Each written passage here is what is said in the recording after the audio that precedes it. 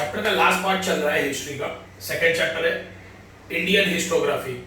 Okay, feminist historiography. बघा मराठीमध्ये सांगायचं झालं तर हाच दुसरा चॅप्टर आहे. याचा शेवटचा भाग चालू आहे स्त्रीवादी इतिहास लेखन. ओके, हे फेमिनिस्ट हिस्टोग्राफी या history. Over a significant period of time, mainly male scholars were involved in the writing of Indian history. देखो, इंडिया के बारे में हिस्ट्री लिखने वालों में ज्यादा करके मेल थे. ओके, वुमेन्स इन्वॉल्व नहीं थी. ज्यादा करके मेल, इंडियन मेल हिस्ट्री लिखते थे. As a result, the role of achievements of women in history remained neglected. तो सिंपल लॉजिक है कि इंडियन हिस्ट्री लिखने वालों में ज्यादा करके मेल इन्वॉल्व थे, फीमेल्स नहीं थी. तो फीमेल्स का जो रोल है हिस्ट्री लिखने में वो नेग्लेक्ट किया गया, अवॉइड किया गया, है ना. मेल डोमिनेशन ज्यादा था. सिंपल है. क्या पहला पैराग्राफ क्या बोलता है कि इंडियन हिस्ट्री लिखने वालों में ज्यादा करके मेल इन्वॉल्व थे, फीमेल्स नहीं थी. ओके, तो फीमेल्स का जो रोल है हिस्ट्री लिखने में वो नेग्लेक्ट किया गया, अवॉइड किया गया. मराठीत सांगायचं झालं तर की भारताचा इतिहास लिहिणाऱ्यांमध्ये माणसं जास्त होती. ओके, म्हणजे माणसं जास्त लिहित होती, पुरुष. भारताचा इतिहास जास्त करून पुरुष लोक लिहित होते, पुरुष प्रधान होतं. स्त्रिया भारताच्या इतिहासावर जास्त लेखन करत नव्हत्या. त्यामुळे स्त्रियांचं जे स्थान आहे ते भारतीय इतिहास लेखनामध्ये मागे पडत गेलं. काय बोलू समजलं? भारताचा इतिहास म्हणजे सिंपल आहे. भारताचा इतिहास पुरुषांनी जास्त लिहिलाय, स्त्रियांनी लिहिलेला नाहीये, कारण त्यांच्याकडे लक्ष कोणी दिलं नाहीये. त्याच्यामुळे त्यांचं स्थान मागे पडत गेलं. आगे लिखा है, to highlight this fact was a major task faced by the feminist historians. देखो, ये जो डिफरेंस है, ये डिफरेंस निकालने का काम किसने किया? Feminist historians. मतलब जो औरतें थी, हिस्ट्री लिखने वाली कुछ औरतें थी, इन्होंने ये डिफरेंस को कम करने का काम किया. मतलब क्या? अब तक मुझे क्या पता चला? मुझे ये पता चला कि इंडियन हिस्ट्री ज्यादा करके मेल हिस्टोरियंस ने लिखा है, फीमेल हिस्टोरियंस को अवॉइड किया गया. ओके, अब तक मुझे क्या पता चला कि इंडियन हिस्ट्री को ज्यादा करके मेल हिस्टोरियंस ने लिखा है. ओके, और फीमेल हिस्टोरियंस को अवॉइड किया गया, उनके तरफ ध्यान नहीं दिया गया. तो फेमिनिस्ट हिस्टोरियंस ने क्या किया? ये जो डिफरेंस है ना, इसे कम करने की कोशिश की. फेमिनिस्ट हिस्टोरियंस मतलब कौन? जो फीमेल्स थी, जो हिस्ट्री लिखती थी, हिस्ट्री लिखने वाली फीमेल्स, उन्होंने इस डिफरेंस को कम करने की कोशिश की. आतापर्यंत मला समजलं की भारताचा इतिहास जास्त करून पुरुष लोकांनी लिहिलेला आहे, पुरुष इतिहास लेखकांनी लिहिलेला आहे. स्त्रियांवर लक्ष दिलं जात नव्हतं. म्हणजे भारताचा इतिहास लिहिणाऱ्या ज्या स्त्रिया होत्या त्यांच्यावर जास्त लक्ष दिलं जात नव्हतं. मग स्त्रीवादी इतिहास लेखन करणारे ज्या स्त्रिया होत्या त्यांनी हा फरक कमी करण्याचा प्रयत्न केला. फरक काय होता? फरक एकदम सोपा होता की भारताचा इतिहास लिहिणारे होते पुरुष, स्त्रिया ज्या लिहित होत्या त्यांच्याकडे लक्ष दिलं जात नव्हतं. मग हा फरक कोणी कमी करण्याचा प्रयत्न केला? स्त्रीवादी इतिहास लिहिणाऱ्यांनी. स्त्रीवादी इतिहास लिहिणाऱ्या ज्या स्त्रिया होत्या त्यांनी हा फरक कमी करण्याचा प्रयत्न केला. यहाँ तक तो मुझे समझा है.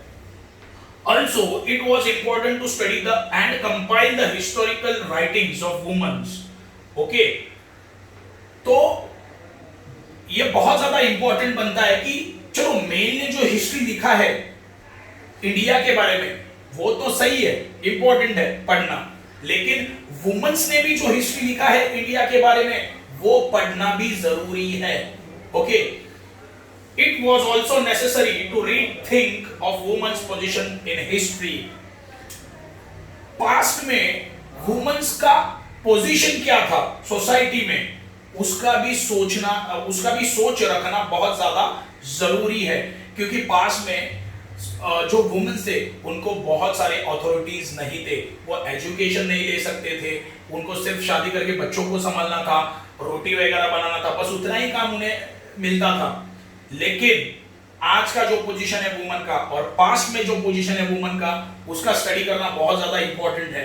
ओके, तो अब तक मुझे क्या समझा कि इंडिया का जो हिस्ट्री है वो ज्यादा करके मेल हिस्टोरियन ने लिखा है, फीमेल हिस्टोरियन को ज्यादा इंपॉर्टेंस नहीं दिया गया। तो ये जो डिफरेंस है इसे कम करने की कोशिश किसने की? फेमिनिस्ट हिस्टोरियंस ने। मतलब फेमिनिस्ट हिस्टोरियंस मतलब कौन? ऐसी फीमेल्स जो इंडिया के बारे में हिस्ट्री लिखती थी। ओके, उन्होंने इस डिफरेंस को कम करने की कोशिश की। हमें मेल हिस्टोरियंस ने इंडिया के बारे में जो हिस्ट्री लिखा है, मेल हिस्टोरियंस ने इंडिया के बारे में जो हिस्ट्री लिखा है वो पढ़ना तो बहुत ज्यादा जरूरी है, लेकिन उसके साथ साथ फीमेल्स ने भी जो हिस्ट्री लिखा है वो भी पढ़ना बहुत ज्यादा इंपॉर्टेंट है। पास्ट में फीमेल्स की जो पोजीशन थी सोसायटी में उसके बारे में स्टडी करना इंपॉर्टंट है। ओके, आतापर्यंत आपण काय शिकलो? आतापर्यंत आपण शिकलो की भारताचा इतिहास हा जास्त करून पुरुष इतिहास लेखकांनी लिहिलेला आहे। ओके, स्त्रियांना त्यामध्ये महत्त्वाचं स्थान दिलं गेलं नव्हतं। तर हा फरक कमी करण्याचं काम कोणी केलं? हा फरक कमी करण्याचं काम केलं स्त्रीवादी इतिहास लेखकांनी, म्हणजे अशा स्त्रिया ज्या भारताचा इतिहास लिहित होती। त्याचप्रमाणे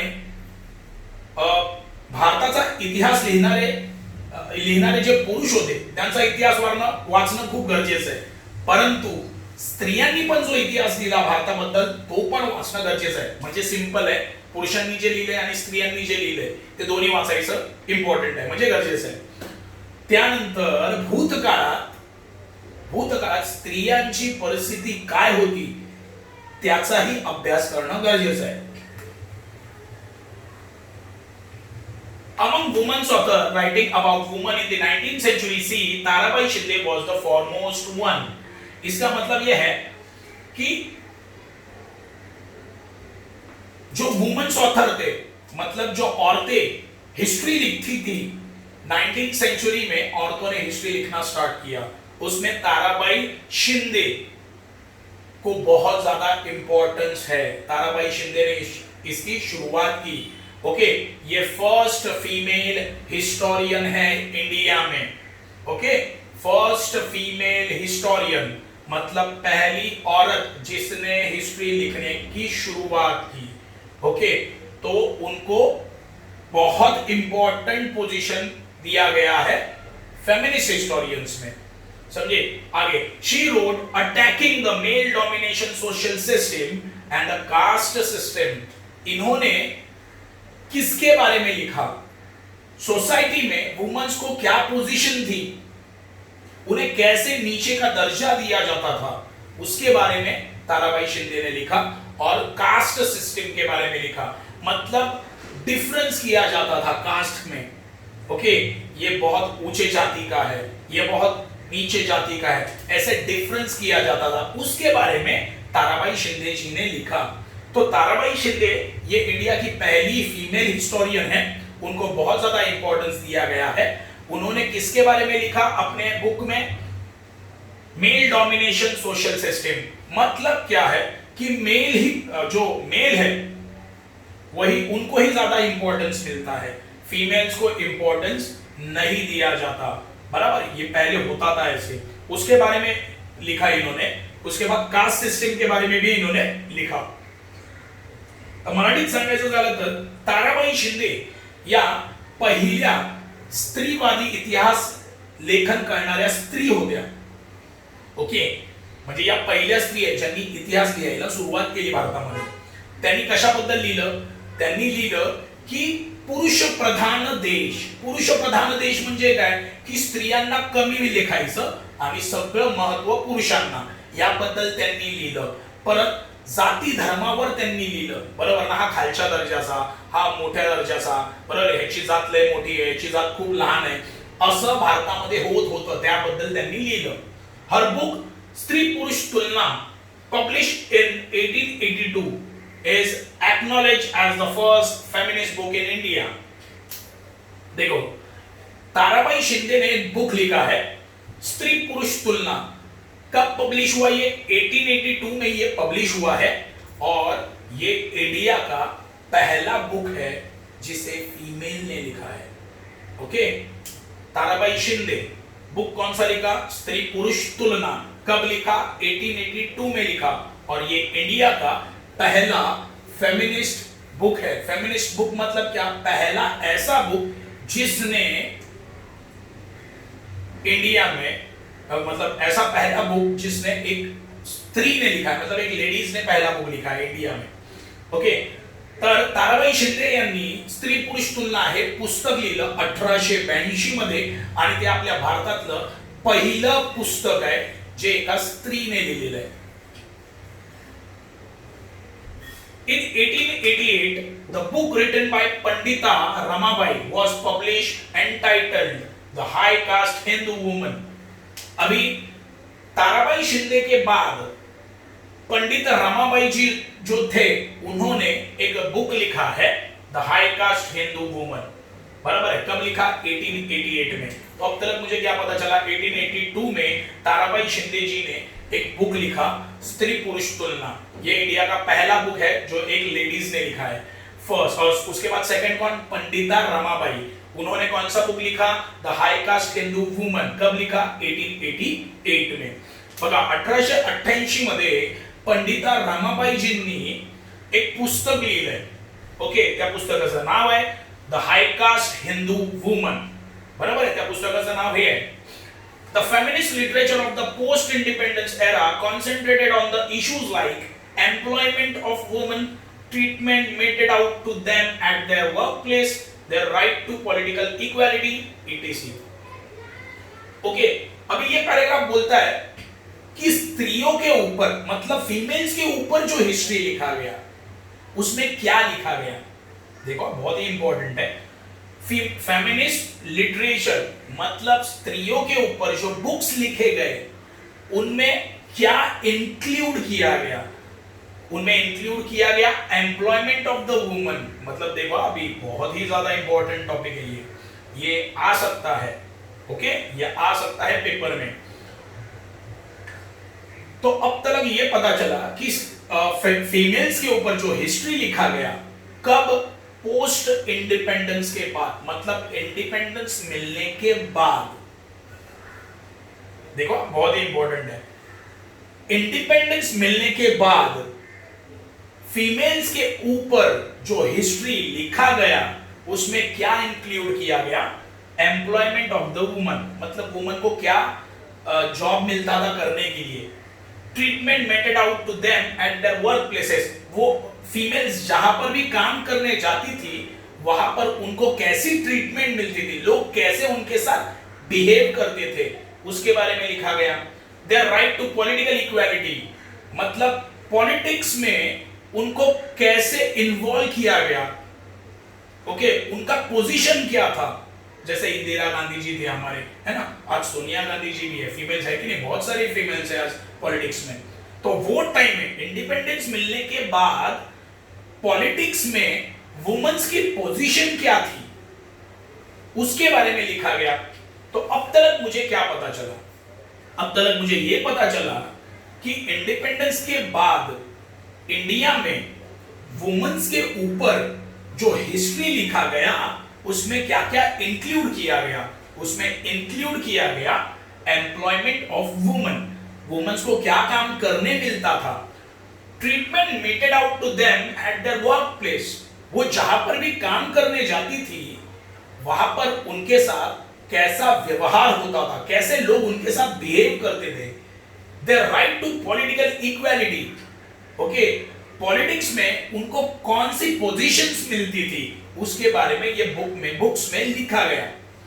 among the recently published feminist literature, Meera कोसंबी's book crossing thresholds feminist essays in social history is of important. देखो इंडिपेंडेंस के बाद फीमेल्स के ऊपर एक बुक पब्लिश हुआ, वो बुक का नाम है crossing thresholds feminist essays in social history. ये बुक का नाम है। इंडिपेंडेंस के बाद ये लिखा गया है और ये किसने लिखा है? मीरा कोसंबी। समझे? इंडिपेंडेंस के बाद फीमेल्स के ऊपर एक बुक लिखा गया, बुक का नाम है क्रॉसिंग थ्रेशोल्ड्स, फेमिनिस्ट एसेस इन सोशल हिस्ट्री, ये बुक का नाम है और वो किसने लिखा? मीरा कोसंबी जी ने लिखा है। ओके, यहां तक पता चला। मराठीत सांगायचं झालं तर स्वातंत्र्यानंतर स्त्रियांवर खूप सारी पुस्तकं लिहिली गेली। त्या पुस्तकांमध्ये काय लिहिलं गेलं? त्या पुस्तकांमध्ये लिहिलं गेलं की स्त्रियांना काय काम दिलं गेलं, ते जिथे पण काम करायला जायचे तिथे लोक त्यांच्याशी कसे वागत होते, त्याच्यानंतर राजनीतीमध्ये त्यांना कोणतं स्थान भेटलं, राजनीती म्हणजे काय? पॉलिटिक्स, पॉलिटिक्स मध्ये त्यांना कोणतं स्थान दिलं गेलं, बरोबर आहे, यावर इतिहास लिहिला गेला। हे कधी? भारताला स्वातंत्र्य भेटल्यानंतर।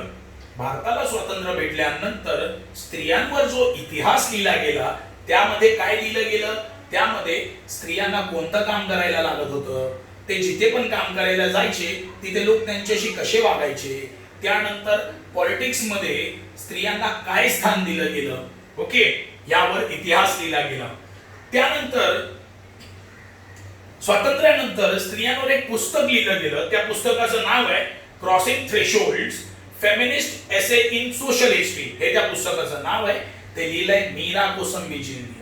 कोणी लिहिलं? मीरा कोसंबीजींनी। आगे देखते हैं। It contains essays on the life stories of women like Pandita Ramabai and doctor Rukhmabai. देखो ये बुक में, ये जो मीरा कोसंबी जी ने बुक लिखा क्रॉसिंग थ्रेशोल्ड्स, उसमें ऑटोबायोग्राफीज है, ऐसे ही समझ लो, मतलब फीमेल्स के ऑटोबायोग्राफीज है, उनके ऊपर ऐसे लिखे गए। वो बुक्स में क्या लिखे गए? ऐसे। ऐसे तो पता है, निबंध है ना, मराठी हिंदी में बोला जाए तो निबंध लिखे गए। और निबंध किनके ऊपर लिखे गए? निबंध लिखे गए पंडिता रमाबाई एंड डॉक्टर रुखमाबाई, इनके ऊपर। क्रॉसिंग थ्रेशोल्ड बुक में क्या लिखे गए? ऐसे। The first practising lady doctor of India. देखो, रुखमाबाई जी डॉक्टर थी और ये पहली, इंडिया की पहली डॉक्टर, लेडी डॉक्टर, याद रखना, रुखमाबाई इंडिया की पहली लेडी डॉक्टर थी। तभी अब तक मुझे क्या पता चला? तो सिंपल है कि जब इंडिया को इंडिपेंडेंस मिला उसके बाद फीमेल्स के ऊपर जो हिस्ट्री लिखा गया उसमें इंक्लूड क्या किया गया? पहले वुमेन्स को क्या काम करने मिलता था, कहाँ पे काम करने जाते थे, वहां पे उनके साथ लोग कैसे बिहेव करते थे, पॉलिटिक्स में उनका पोजीशन क्या था, इनके बारे में हिस्ट्री लिखा गया। फिर इंडिपेंडेंस के बाद मीरा कोसंबी जी ने एक बुक लिखा फीमेल्स के ऊपर, वो बुक का नाम है क्रॉसिंग थ्रेशोल्ड। अब ये बुक में क्या लिखा गया? ऐसे लिखे गए, ऐसे फीमेल्स के ऊपर ऐसे लिखे गए, ऐसे मतलब निबंध। तो एग्जाम्पल दिए, पंडिता रमाबाई के ऊपर ऐसे था वो बुक में, डॉक्टर रुखमाबाई के बारे में भी ऐसे था उसमें, और ये रुखमाबाई इंडिया की फर्स्ट लेडी डॉक्टर थी। ओके, आतापर्यंत मला काय समजलं की भारताला ज्यावेळी स्वातंत्र्य भेटलं त्यानंतर स्त्रियांवर जो इतिहास लिहिला गेला त्यामध्ये काय काय लिहिलं गेलं, स्त्रियांना कुठे काम करायला भेटत होतं, जिथे पण काम करायला जायचे त्यांच्याशी वागणूक कशी व्हायची, पॉलिटिक्स मध्ये त्यांना स्थान कोणतं होतं, यावर इतिहास लिहिला गेला। त्यानंतर मीराबाई यांनी एक पुस्तक लिहिलं क्रॉसिंग थ्रेशोल्ड्स, त्या पुस्तकामध्ये निबंध लिहिले गेले, स्त्रियांवर काय लिहिले गेले? निबंध लिहिले गेले। ओके, उदाहरणार्थ पंडिता रमाबाईंवर त्यामध्ये निबंध होता, डॉक्टर रुखमाबाई यांच्यावर निबंध होता।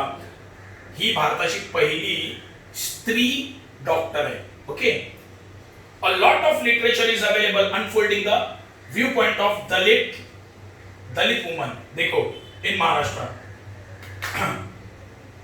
ये बुक में और किनके बारे में लिखा गया?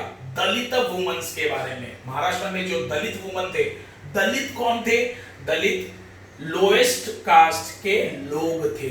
दलित कौन थे? लोएस्ट कास्ट के लोग थे, बहुत ज्यादा डिफरेंस किया जाता था उनके साथ। तो दलित वुमेन्स के ऊपर भी ये बुक में लिखा गया है। दलित, देखो दलित कौन थे?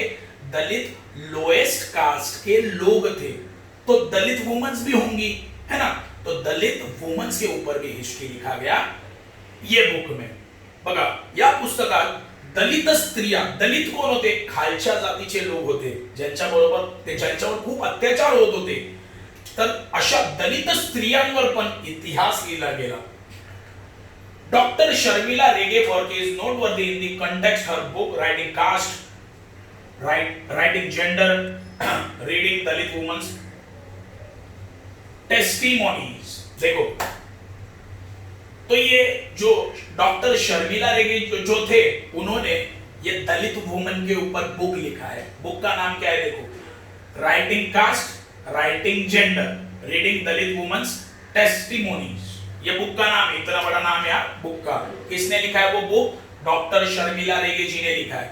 ये बुक में जेंडर अनइक्वालिटी होता था, बराबर है. जेंडर मतलब पुरुष ही सबसे इंपॉर्टेंट है, फीमेल ज्यादा इंपॉर्टेंट नहीं है, ये उसमें लिखा है. फिर दलित वुमन के बारे में लिखा है, लोअर कास्ट में जो वुमेन्स आती थी उनके बारे में ये बुक में लिखा गया है.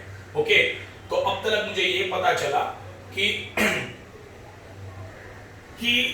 दलित वुमन के ऊपर भी हिस्ट्री लिखा गया है. ओके, दलित वुमन के ऊपर हिस्ट्री किसने लिखा है? डॉक्टर शर्मिला रेगे जी ने.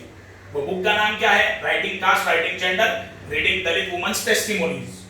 Okay, includes her essays on the autobiographies of Dalit women. ये बुक में ऑटोबायोग्राफीज है, दलित वुमन की ऑटोबायोग्राफीज है. दलित वुमन कौन है? जो लोएस्ट कास्ट की वुमेन्स है. देखो, दलित वुमन, दलित कौन थे? लोएस्ट कास्ट के लोग थे. तो दलित वुमन क्या हो गए? लोएस्ट कास्ट की वुमन. ओके, उनकी ऑटोबायोग्राफीज ये बुक में लिखी गई है. ऑटोबायोग्राफीज मतलब क्या? दलित वुमन ने अपने बारे में खुद इंफॉर्मेशन लिखा है, उसे बोलेंगे ऑटोबायोग्राफीज. तो ये बुक में दलित वुमन की ऑटोबायोग्राफीज है. ओके, आता मराठीत सांगायचं झालं तर दलित स्त्रियांवर इतिहास डॉक्टर शर्मिला रेगेजींनी लिहिला. ओके, दलित स्त्रिया कोण? ज्या खालच्या जातीच्या स्त्रिया होत्या, बरोबर आहे, त्यांच्यावर इतिहास डॉक्टर शर्मिला बाईंनी लिहिला.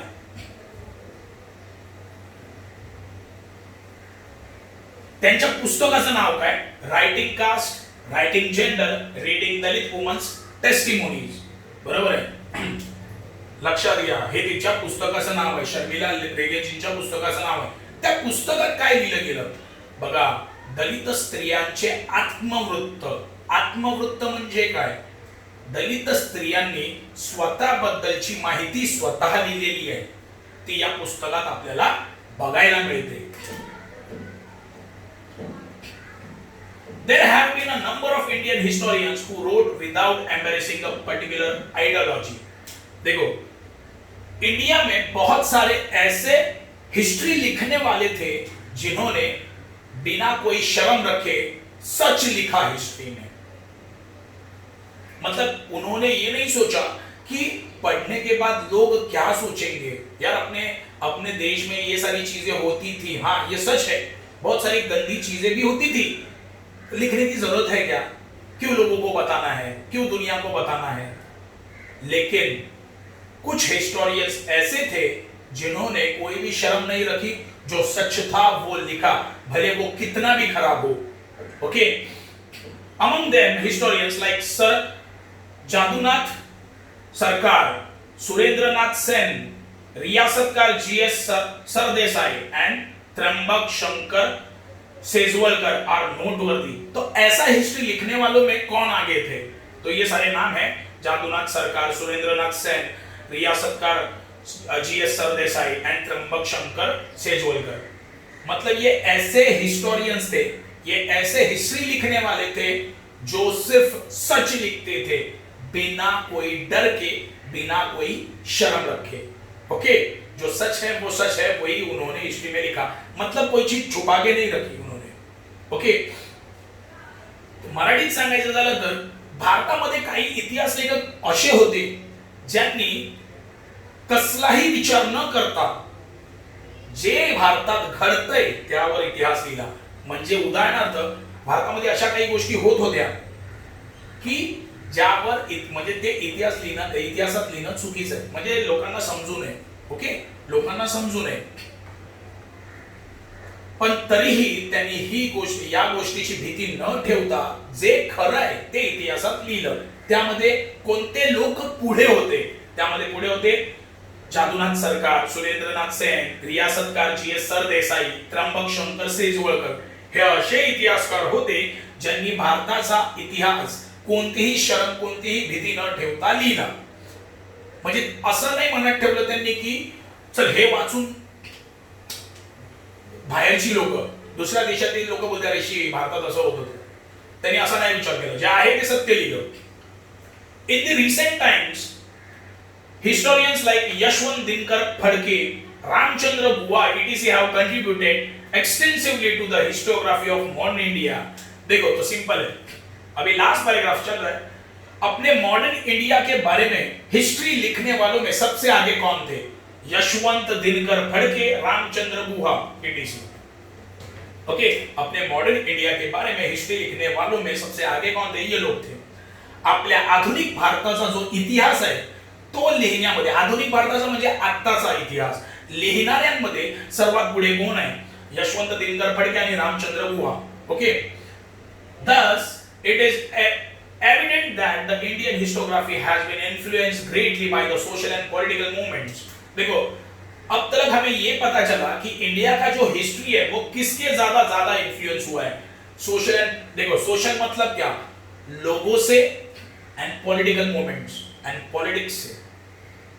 देखो ब्रिटिश अपने पास आए थे, है ना, तो पॉलिटिक्स वो टाइम में बहुत ही ज्यादा हुआ है. तो इंडिया का जो हिस्ट्री है वो पॉलिटिक्स से रिलेटेड है एंड लोगों से रिलेटेड है ज्यादा करके. Okay, it seems that some part of the Indian historiography was also developed outside the influence of this movements. देखो कुछ पार्ट ऐसा है तो ये दोनों को छोड़ के है. मतलब क्या है? देखो फॉर एग्जांपल, अगर मैंने हिस्ट्री लिखा, किसी प्लेस के बारे में हिस्ट्री लिखा, किसी माउंटेन के बारे में हिस्ट्री लिखा समझो, तो वो सोशल और पॉलिटिकल में आएगा क्या? नहीं आएगा. तो ऐसे भी अपने पास टॉपिक्स है जो सोशल एंड पॉलिटिकल सब्जेक्ट्स के बाहर गए हैं, उसके ऊपर भी हिस्ट्री लिखा गया है.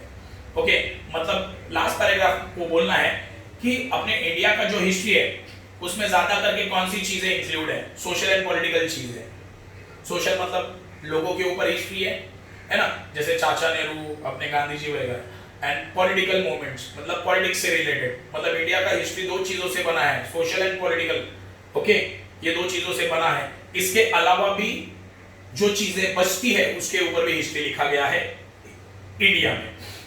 तो ये तुम्हारा चॅप्टर खत्म हो गया है. मराठीत सांगायचं झालं तर भारताचा जो इतिहास आहे जास्त करून समाजवादी आणि राजनैतिक आहे. समाजवादी म्हणजे लोकांशी संबंधित आहे आणि राजनैतिक म्हणजे पॉलिटिक्सशी संबंधित आहे. भारताचा इतिहास या दोन गोष्टींशी संबंधित आहे. पण त्या व्यतिरिक्त पण काही गोष्टी असतील ना, त्यावर पण इतिहास लिहिला गेलेला आहे.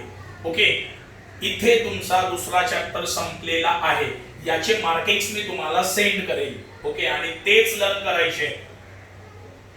टेक्स्ट बुक आंसर लाच मार्क्स भेटतात. टेक्स्ट बुक के आंसर को ही मार्क्स मिलता है हिस्ट्री में, ये याद रखना. ये सब्जेक्ट सबसे अलग है.